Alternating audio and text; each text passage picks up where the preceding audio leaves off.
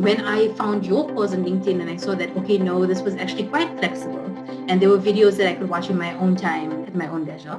When I did the course, I felt that this was much more appropriate to me and my lifestyle, because on days that I was too busy, I would do a little article or a little question or watch 15 minutes of a video. And on days that I had nothing to do, I could sit with a 2-hour lecture and watch that easily, I found it very tailored to my needs and my lifestyle. So I really enjoyed that. I don't think I'll ever go back to the classroom.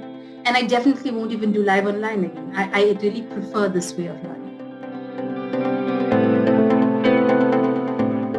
The mock exam, I think, is the cherry on top of the course. So it's the thing that just brings everything together and just ties everything together.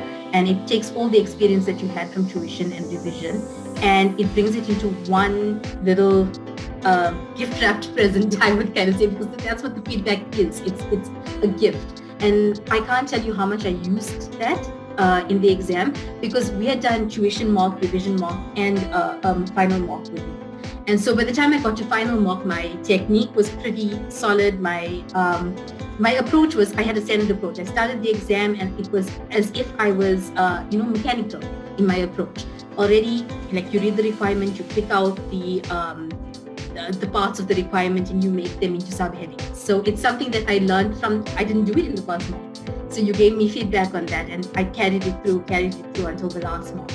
And there's so much that I use just in terms of technique and how to use the platform and the highlighting and copying and pasting the requirements. And there's so much that I learned from that mock experience. And the feedback was valuable as well, because it's not even just negative feedback or positive feedback, it's a mix of both. So yes, carry on doing this, but improve on X, Y, Z. And my current affairs improved a lot in the mock, and I think that's what pushed me from a pass to a distinction.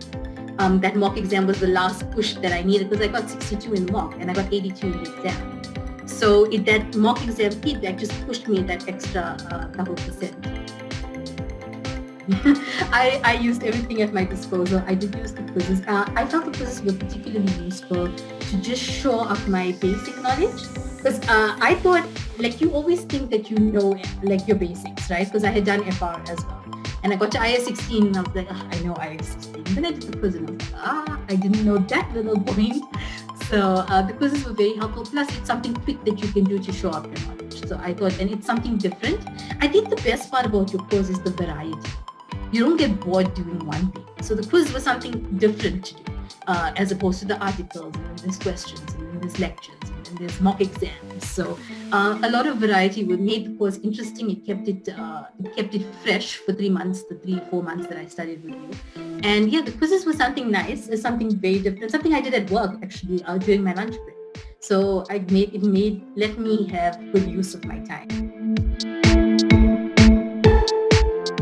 When I started your course, you were so full of enthusiasm that I just started feeling like, okay, no, like, I'm excited to do this now. But I would highly recommend your podcast. It was something that was, it was quick and simple, and it kind of put a frame and a context to things for me.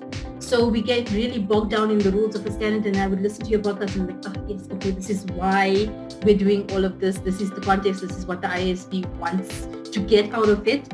So it gave me a nice contextual setting.